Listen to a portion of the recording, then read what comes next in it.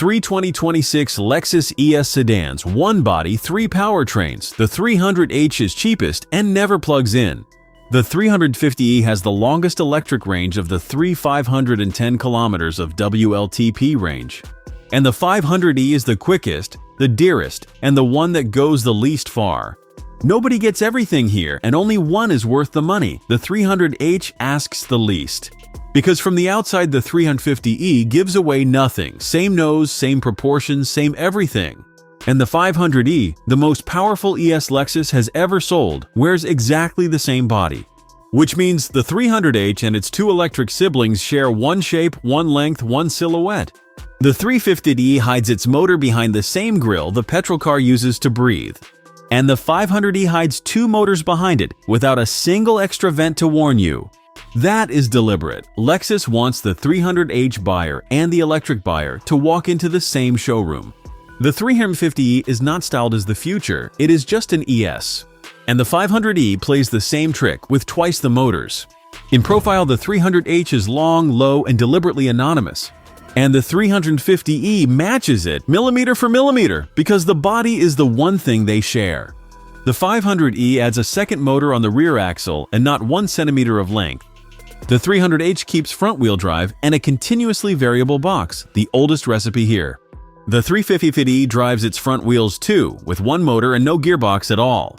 Only the 500e sends power to all four, and that is the first real difference between them.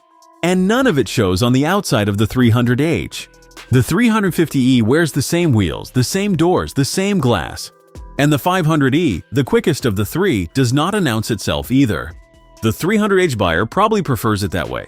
The 350e buyer might want some credit for going electric and will not get it. The 500e gets no credit at all, until you reach the back.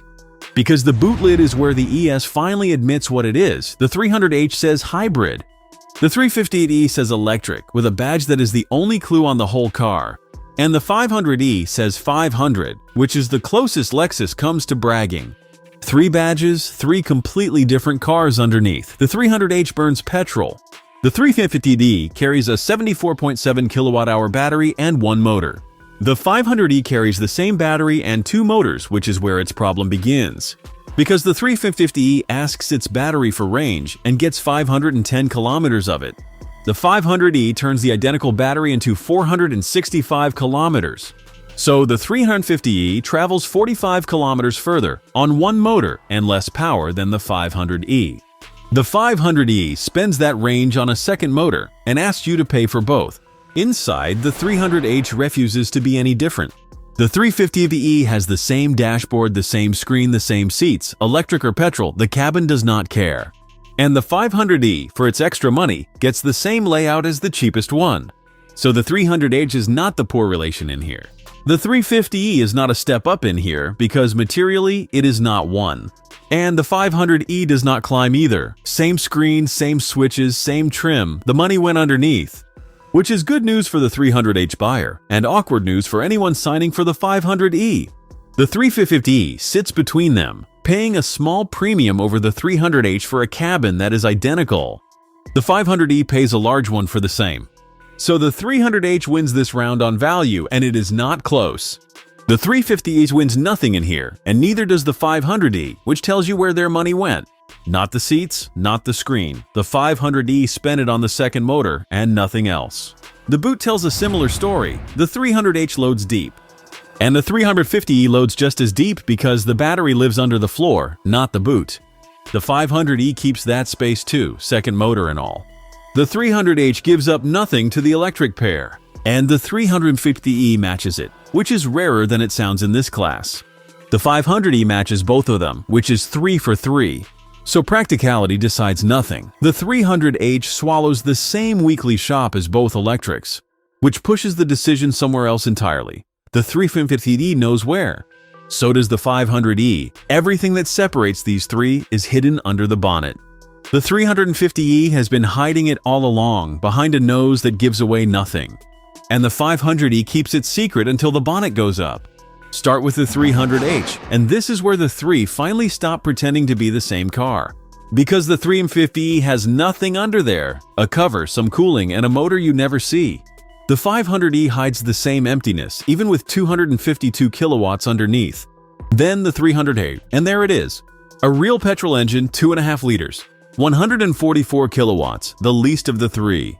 Which leaves the way they move. The 300h pairs petrol with a continuously variable box, and the reviews land on one word: calm.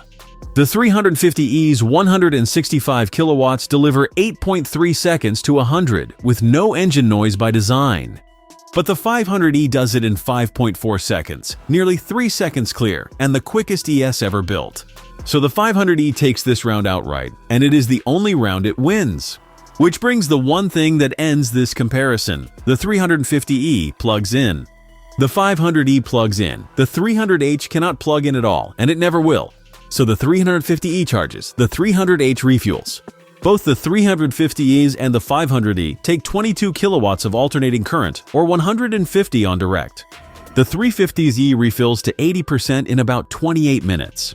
Which brings the bill. The 300h drinks 4.8 liters per 100 kilometers, and that is Lexus's own number. The 350d uses about 14.5 kilowatt hours over the same distance, its battery divided by its range. The 500d needs about 16, same battery, less range, more energy for every kilometer. At $2 a liter, the 300h costs roughly $9.60 per 100 kilometers. At 30 cents a kilowatt hour at home, the 350e costs about $4.40. The 500e, about $4.80. Both electrics roughly have the 300 Hz fuel bill. But that only holds if you charge at home. Public fast chargers cost the 350e far more. The 500e has the same problem and burns through its smaller range faster. The 300h never has that conversation. It stops for 4 minutes and leaves. Over 15,000 kilometers a year, the 350b saves about $800 in fuel. Not nothing, but not enough on its own to buy the wrong car. So the 350e wins on running costs if your parking space has a plug. And if it does not, the 300h quietly wins the whole argument. So the 300h never queues at a charger. That is its whole argument. The 350es asks about 77,000 and returns the longest range of the three. The 500e asks about 84,000, the most money for the least range. The 300h starts at about 75,000. So here's the final order. Third, the 500e, all that pace, and it still finishes last on value. Second, the 300h, cheapest to buy, never needs a plug, and that still counts for something. First, the 350e, the longest electric range, the smallest compromise, and the one to spend your money on. If this saved you $7,000, subscribe. We do this with every car. So the 350e is the one to buy, longest range, lowest fuss. Skip the 500e unless you genuinely want the quickest ES and can live with the shortest range of the three. Buy the 300h only if you cannot charge at home. That is the one problem it solves. Everyone else should buy the 350e. Before you sign, cross-shop the Hyundai Ioniq 6. It costs less and travels 100 kilometers further. It also charges to 80% in 18 minutes, where the Lexus needs 28. That lands the 350e at 9.3 on the Auto TV score.